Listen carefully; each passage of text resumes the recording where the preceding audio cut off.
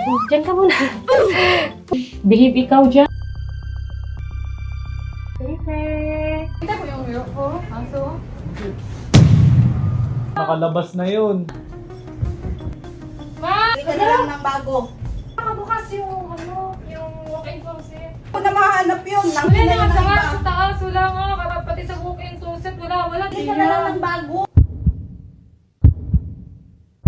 Di ba, sana kita eh. Tinago ko siya doon sa closet. Kaya nabigla ko ba't wala doon? Yung may tayo, pero saan man siya? Nandito man yung tayo niya.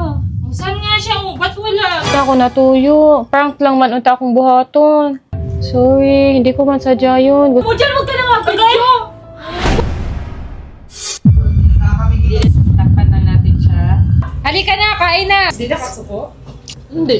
Di ba, kapitbahay natin nagluto ng aso? Yung askal na aso. Natikman mo ba yon? Paper parang manok lang siya. Pero siyempre parang nakakasuka pa din kasi aso eh. Pero ganun yung iba sa probinsya, di ba? Di ba? Sarap. Ganito lomi namin. Sino nagluto? Sa Bisaya. Lasang manok lang talaga. Manok naman talaga. Ano to? Color ni Waffle to! Ha? Ang kulay mo. Look!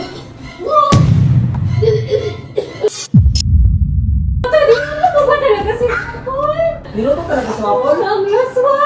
Ba't mo niluto yung aso? Hindi na Sarap normal na yan. sarap ka ba? Kinakain mo si Waffle ba? Tara, tara, pa-check up na natin yan. Di na normal yung ganyang utak. Niluluto yung aso, di na yan, zombie.